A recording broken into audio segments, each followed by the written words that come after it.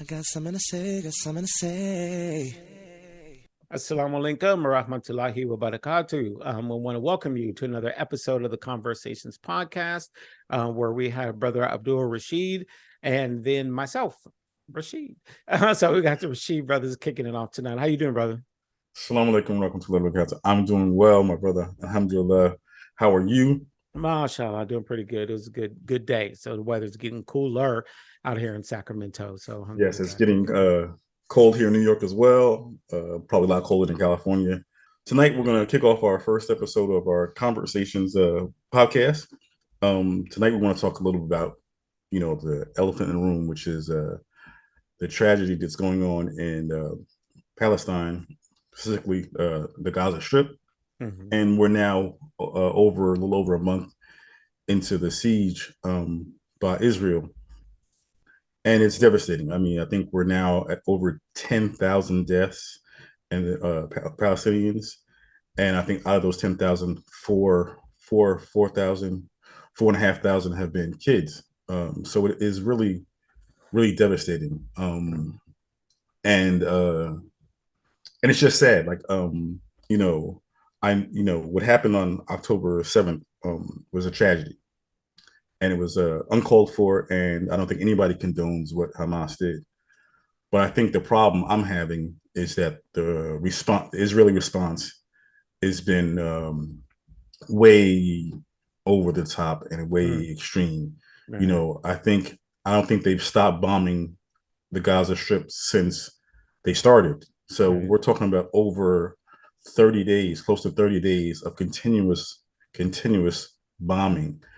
And at this rate, without a ceasefire, what is going to be left of what we call Gaza now? Right. And they just started the ground game recently. So that means they're going door to door, and God only knows was happening there. Right. So, and so for me, this didn't start on October 8th, right? This has been going on for over 75 years with the Nakba and the creation of the state of Israel. Right. And so every time there's a war, history shows us that Israel takes a little bit more of the land. And every time there's the war, they take a little bit more, a little bit more, a little bit more, to the point where, the state of Israel or the territory of Israel is divided. It's, you got the West Bank in the north, and then you got the smaller Gaza Strip in the south. Mm-hmm. And then you have the occupied territories of Jerusalem, West Mm-hmm. Jerusalem. I think it's West Jerusalem. Right. So it's devastating. So, and what really saddens me is the loss of innocent life, the kids. You can turn on any TV station that's being truthful, and they will show you the devastation of the kids. And so, how is this going to end, and how are these people supposed to survive? And if the Israelis don't stop soon, which everybody's asked them to stop. I mean, the UN has asked them to stop. Everybody's asked them to stop. Especially if we read between the lines, because people are saying things. Other governments are starting to say things. And between the lines, they know some of these things are atrocities and genocide. Right, and it's not me saying this. This is the international organizations, humanitarian organizations have been saying even before October 7th, 8th, that what was going on in the Gaza Strip, it was like an open air prison. This is not me. This is not my words. This is what they referred to it. Right. Even Nelson Mandela said what's going on in Palestine is worse than the apartheid that was going on in South Africa. And that's mind blowing. Like, how could that be, right? Right. And of course, I've watched video clips, quotes from Malcolm X, going back to the 60s, and he was saying the same thing. So, right. So it's been for decades, right? So this has been going on for way too long, hundreds. And I don't know what the solution is. I mean, I don't know if it's a 1 state, 2 state, 3 state. I don't know what it is, but I know right now today, we need to stop the killing of the innocents of the Palestinian people, because it's genocide. You're trying to wipe them off the face of the planet, or push them off whatever little bit of land they had left. Right. And that's just not right. and it's just not fair. And the world's watching. The world is really watching. I don't know if you noticed that today was blackout day. People were encouraged not to spend. Yeah, don't go buy anything. Don't go buy anything. And I don't know how successful it was or not. I know I had to do some stuff that I had to do. And right. Because I think my car fixed or whatever today, but nevertheless, and here in New York, I'm pretty sure in California, and even in Sacramento specifically, we've been constantly, there's been almost like daily protests asking for the Palestinians to stop and asking for the U.S. government to put more pressure on the Palestinians, since we're like their biggest donor of weapons and money. But it's to the point now, like the president of Israel, Benjamin Netanyahu, he feels so beholden that he's taking our money and not listening to anything we say, right?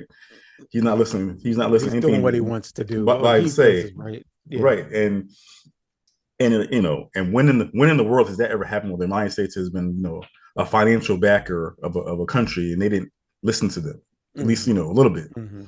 So, it's a quagmire. But the biggest thing is it's devastating. And, I just don't know when it's going to end. And it's just sad. And the reality is, if they don't stop, and even when they do stop, all they're doing is producing the so-called terrorists of tomorrow. Because these kids who are growing up without parents, they're going to remember this. Right. And when they get to be adults, they're gonna be susceptible to joining quote unquote terrorist organizations that are going to want to do harm to the Israeli people because the harm was done to them, right? And their elders and the people in their community and the folks that they're around are going to remind them of this. And this is going to be in their brain when it turns 14, 15, 16. This is a long-term issue. And I think one of the points that's concerning for me is I keep hearing on the news, like how this started on October 7th. This started on October 7th. Hamas started the war, and I'm not supporting Hamas. I feel I have to say that for me. This isn't an anti-Semitic thing. This just means I'm not happy with the policy of a government.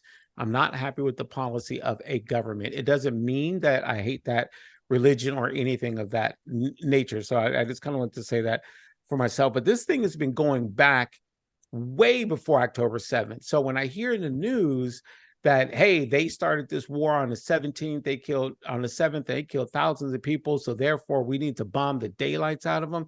SubhanAllah, that is such a big and a huge lie. And right now there's drone shots on TV that you can see where buildings are just flat decimated. Cities are just rubble.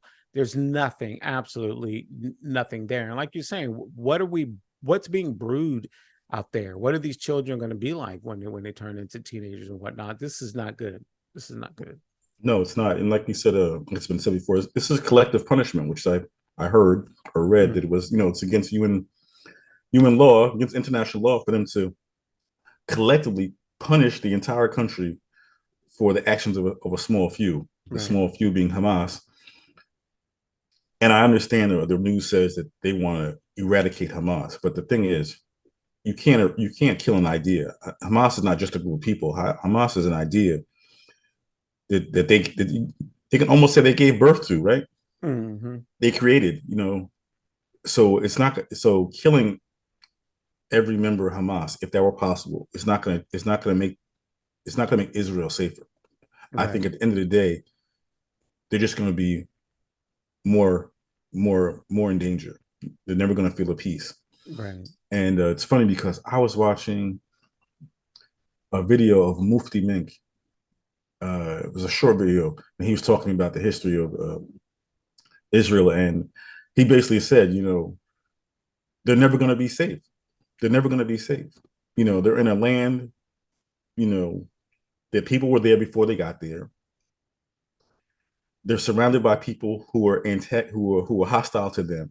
And so they're never going. So they say they want peace, but they're never going to be able to achieve a peace because it's not a peaceful situation. And it didn't start in peace. You know what I'm saying? Right. So I don't know. Like I don't know what the end game is. I mean, I know what they say their end game is, but even when there's a ceasefire, even when it stops, like we said, like we know the proper conversation we had earlier, like, who's going to go back in there and rebuild? Right. Who's going to And help this, them get back on their feet? no, you're right. And this to I see this as a new way, or almost like gentrification.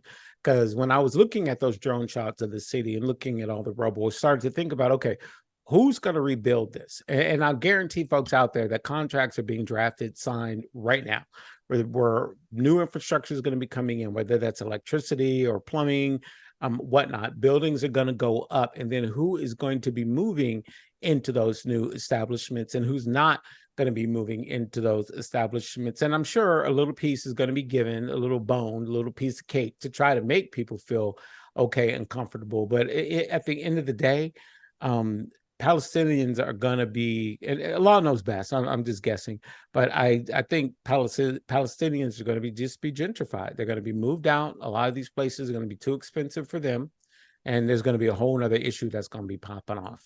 Right. And as we heard earlier today, that the Israelis are going to stay there in Gaza, I guess, almost indefinitely. They're always going to, they're going to be there. So they're going to have control of the Gaza Strip internally and externally. And what's that going to look like for the Palestinians? Right. How is that going to flow? Yeah, how's that going to work for them? So once again, it's never going to be peaceful. Right. And the thing, they can always use that argument of I don't feel safe. You know, it's the same argument that police here use when they get in a situation to kill Black folks and just shoot them. Well, I didn't feel safe. My safety was compromised. That is the exact same argument that folks are using that are going into Gaza and doing their thing. And like you said, they're never, ever, ever going to feel safe. There's never going to be a situation where they feel 100% safe. So right. And we've heard this a million times since this thing started. Mm-hmm. Israel has a right to defend itself. Absolutely. And I'm not arguing with that, but my thing is, when do you exceed your defense and become a bully or offensive, or in this case, killing the perpetrator of killing hundreds of thousands. Bully is a good word. Thousands of innocent people. So, and like you also said, and we've seen this, not to this extent, but this is basically what happened to the Native Americans here in the United States, right? We went to war with them and stole their land and pushed them onto reservations, right? Right. And so we as Americans are living on occupied territory. This is not our land, right? Right. So, and only thing is, the world wasn't really watching back then, but hopefully, thankfully for the Palestinians, the world is watching. I mean, as we've seen, there's been protests around the world. I was just watching this past weekend. They were Indonesia, England, Ireland, Brazil. So the world is watching, and the world is not happy. And I'm trying to commit to the boycott as best I can, which is killing me because I have an addiction to iced coffee from a certain establishment, but I want to mention its name. Right. But so now I got to find some other options. But it's not about me. But nevertheless, the constant devastation. But I know not the only thing, but the good thing I've taken away from this is that as Muslims, we believe that these are the martyrs. The ones who die in this conflict are the martyrs. So being a martyr, you get you get the entrance into Jannah, and hopefully the highest level of Jannah Firdaus as being a martyr. Yeah. And I'm sorry, go ahead. No, and the resilience of the people. I mean, when I watch the videos or watch the news, when they're pulling the dead bodies out of the rubble, there's not a whole lot of screaming and hollering. What you see is a lot of people praying, making dhikr, and just praising Allah in the most craziest of situation you can think of. I mean, people losing their whole entire families, and they still come out and they're like, Alhamdulillah, Alhamdulillah. And what I'm seeing a lot online and on Instagram and on social media is you're seeing non-Muslims see that and being drawn to trying to read the Quran or being drawn to Islam and converting. So I think, we're going to see as we've seen a whole lot of new shahadas and a whole lot of people coming and reading the Quran and being awoken to the beauty of this religion. So I think that's one of the pluses to come out of this devastation that I've seen.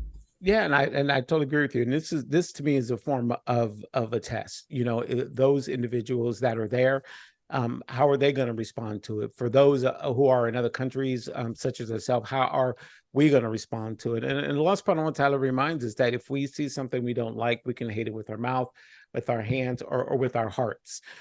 So at minimum, we should try to stay within those three realms. And I try to lean heavy into that to try to keep that deen and to keep Allah in first and foremost in my mind. And I think that one thing that's really kind of spooky right now is there's now been a big effort and a big push, not only to cut off the electricity in Gaza, but the internet. So people cannot use their cell phones, because that's the thing. That's what separates now versus something like like we were talking before about the Native Americans. We have cell phones now. We can see things. So if they do not have internet access, we can't see real-time photos of things that are actually going on, where bodies, women and children are being pulled out, put out of this rubble. And I think this is a way for Israeli just to sort of cut everything off so that people can't see the atrocities that's going on. And it's interesting also to me that we can support, let's say, Ukraine against Russia and say that Russia is doing this, that, and the other. But at the same time, Israel is kind of doing the same thing. And why if not worse, if not worse. And we're not getting involved. And that's just not good. And the future of all of this is not looking promising. Like we talked before, what kind of individuals are being created out there? There may be families who really had no dislike for anybody, none. But then all of a sudden they're watching, cartoons in the morning, and then a bomb goes off on their building and a whole family is dead. So the cousin who's related to them, what's he going to be feeling? Right, what are the kids of that going to be feeling it? And we've taken out the hospitals and other things. So we're kind of eliminating their ability to even live well. Yeah, I know. It's and they're gonna be so far behind. I mean, they're gonna be perpetual third world country for the near future. Mm-hmm. That's if they can get somebody, if they can get somebody to go in and help them rebuild. And they're gonna have to get loans from the World Bank and the United States and those other countries to help them rebuild. Mm-hmm. And it's just, but the thing is, the Israelis will control. We'll still be in control. They'll be in control of that. They'll still be in control. They will be able to determine who goes in, who goes out, right, how much aid gets in, how much this, and so they're all. So it's and so I don't know. I mean, I guess we'll leave that to the politicians to figure out. Like I said to start, I just want this to stop. The bombing, the ground war to stop. It's overkill. No pun intended. Mm-hmm. And it's just not right. It's just not right. And like I said, the rest of the world is watching. I mean, and another thing that bothered me this week is the House of Representatives censuring U.S. Representative Rashida Tlaib from Michigan for using the phrase "from the river to the sea, Palestine must be free." I think that's the full phrase, which I've heard before, years before. I've heard that for years. I've heard that before, but I never knew it was like saying the N-word, where you can be censured or you would be accused of being an anti-Semite, even though in her speech on the House floor, she made it clear that that's not what she meant. She wants everybody to be free, Palestinians and Israelis. Right. And so they even brought this to a vote. And then two, I'm really mad about these 22 Democratic traitors who co-signed the bill to censure her. I'm like, who are you and where you and why? Who are you and why? Like, and if we follow the money, and this, I don't know, it just digs so deep very deep into my point about the anti-Semitic thing, and I have to speak and touch on that. It's if a person has a problem with a governmental policy. So if I look at Argentina, whatever, and I don't like their policy. If I look at the Catholic Church and they do something that I don't necessarily care for, if I speak against it, it's okay. People kind of get over that. But if I say anything against the Israeli government or what the Israeli policies are, just like Rashida Tlaib, you get branded as an anti-Semite. And that to me is extreme. So basically what they're saying is shut up. Don't say anything. We're in power. We're in control. We're going to do what we want to do. And if you don't like it, don't speak to it. Do not speak to power on this, because I will brand you as an anti-Semite, then run with it. Then run with that. And that's exactly what Rashida Tlaib is. Right. And it's happening. It's happening crazy here in this country, especially on the college campuses. I can't remember the young lady's name, but she was at NYU, I believe she's at NYU. And she spoke out, sent a letter to whoever, voicing her support for the Palestinians and asking that the Israeli government stop. And she lost her prospective job and they removed her from the student body. I'm like, really? So I'm like, alhamdulillah. I thought this was a country where free speech was okay. Yeah, but it's clearly not. And I was watching a Republican debate today, a recorded version of that, because I just wanted to endure the pain and watch that. And I was shocked, but partially not, that some of the people up on stage were saying if a college I think the word was Tim Scott, I believe, said something to the effect of federal funding is a privilege, not a right. And so what he was basically saying is, if you are a college campus and if you have any protests that are going on, then we, from a federal standpoint, can cut your funding. Wow. We can literally cut your funding. That is deep. Now, these students are out there. That's censorship. To the T. So that's saying, shut up, be quiet. Censorship all over the place. And that's really sad, because the college campuses is where we're supposed to, at least back in the 60s and 70s. I grew up in San Francisco near Berkeley. So I've grown up seeing a lot of these protests and all that. These are the kinds of things we encourage the youth to do, is to speak out against various things. And it's absolutely, or should not be, any problem with that. So the fact that someone, more than one person on stage supported that point of just federal cutting the funds from a federal standpoint to those college campuses that allow these protests to happen. And again, these students aren't saying go bomb, go kill, go bomb, go kill. The media and other folks want to say that that's what the folks are saying. But if you look at them and look at their signs and you listen to what they're chanting, that's not what they're saying. They don't want people to be killed like that, like what Hamas did. They're not supporting that at all. But and that's not what people want to put out there. And I know I haven't heard anybody yet who was supporting Hamas and what they did. Right. And those people who are supporting it, obviously, they have a couple of screws loose. But it's funny, because when I was in college, I was active in student government and clubs and organizations, and we invited the Nation of Islam to the campus to talk, because I was, before I became a Muslim, but I'm dating myself though. This is just prior to the Malcolm X movie coming out. Okay. And they were getting ready, starting the planning for the March on Washington, May Man March, whatever. Anyway, nevertheless, students, we came with the idea, like, yo, let's invite them out here and let's hear them talk. And we did. I mean, right. And we invited lots of people to come out there. I mean, Julian Bond came out to speak to us. The Nation of Islam. We had some hardcore Rastafarians come out, to learn. And of course, and we had debates and all sort of kind of things. But that's where you learn this stuff at college, and we were free to invite whomever we wanted, as long as it wasn't, we weren't. I mean, I guess even back then you could have invited the Klan to your campus, and I'm sure back in the day there was some Klan activity.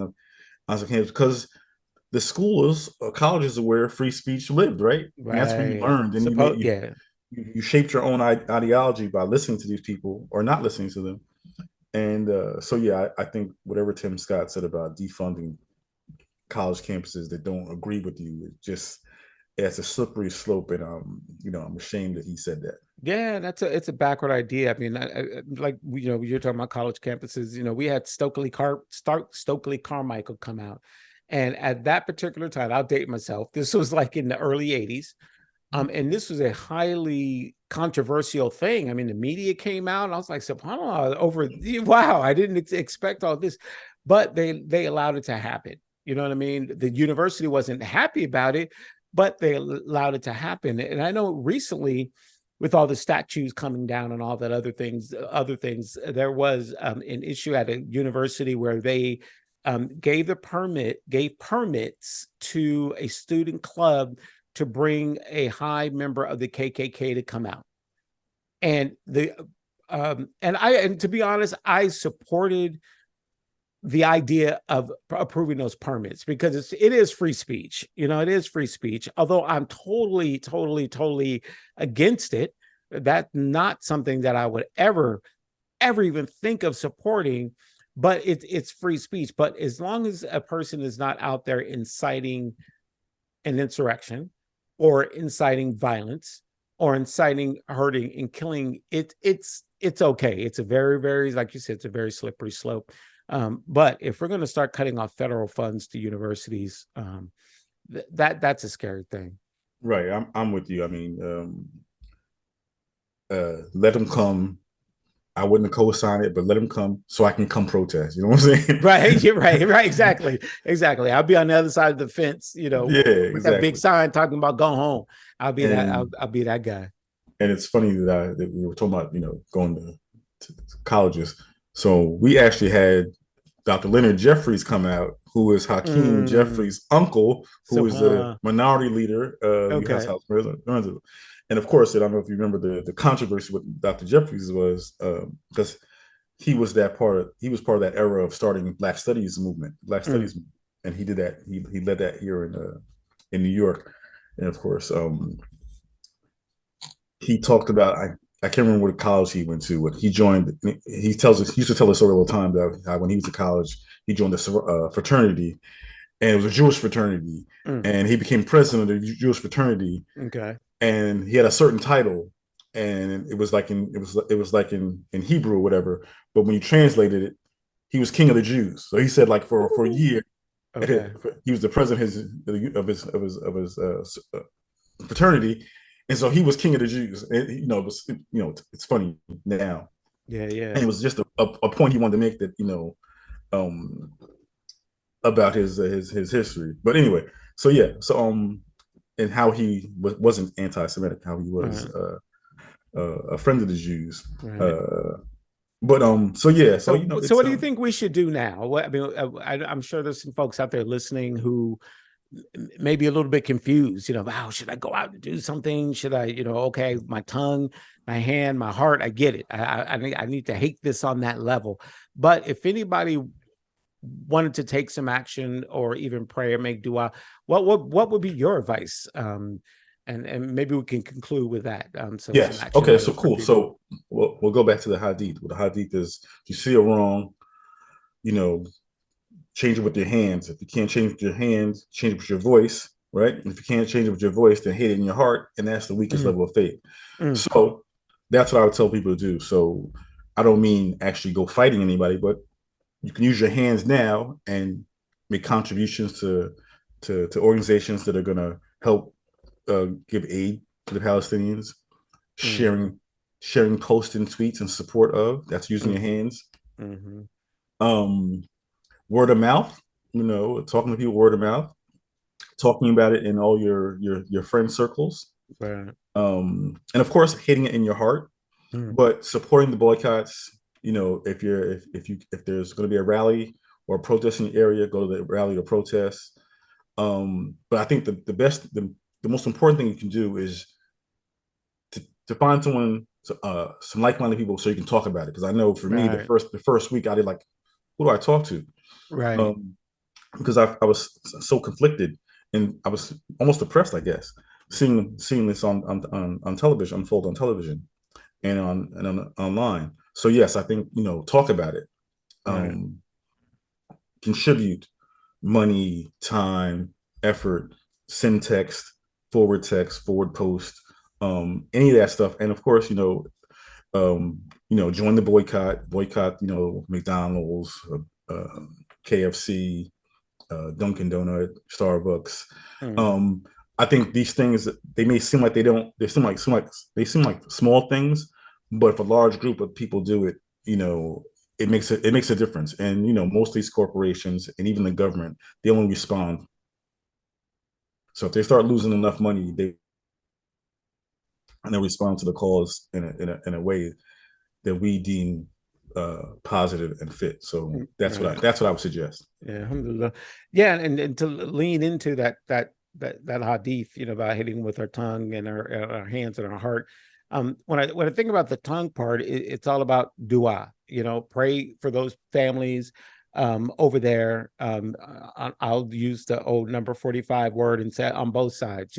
Pray for those the oppressor, and pray for those that are oppressed. And that's a good way to handle it with your tongue. And also, like Brother Abdul Rashid said, I think that's a really, really good idea about talking about it, because talk therapy is good. I know that personally that's helped me, even doing this tonight, just to talk it out and get it off my chest, so I don't feel that I'm going to explode, because to an extent, I'm a news junkie, right? I watch CNN and MSNBC, and I'll turn to other channels and get an idea of what they're saying. And sometimes you start to ingest all that stuff, and so sometimes you got to release and just let it out.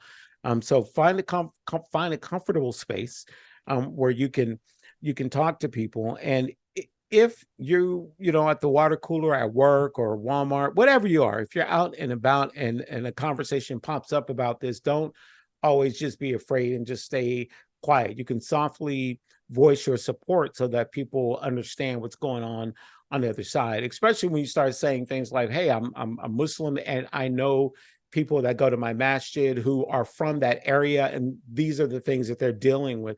And you sort of humanize it as you're talking to other people. So that too is very important. And like Brother Abdul Rashid said, I think supporting those different protests and rallies that are going on out there are good and healthy, but just make sure that the message coming out of those rallies are healthy, and they stay within the deen of Islam, because sometimes people fall into some things or events that they really did not intend to be at, because it may go a certain direction. So just be very careful about the different organizations that you support, and that you're with, and just think it through. Absolutely, And I always talk to Allah subhanahu wa ta'ala. So we'd like to conclude there. And Brother Abdul Rashid, you got some things you want to say to our peoples? So yeah, so this is our first episode of our podcast, conversation. So please give us a like, subscribe, and drop us an email, or let us know what you think. So we'll know what the people are looking for, what the people want to hear. We'd appreciate that. And keep on the lookout for our next episode in the near future. And so before we leave, subhanaka wa bihamdik wa ashhadu an la ilaha illa ant wa astaghfirullah wa atubu ilayk. Assalamu alaikum wa rahmatullah wa barakatuh, my brother and friends. See you next time. Walaikum salam wa rahmatullahi wa barakatuh. Yeah, good. See you soon, inshallah.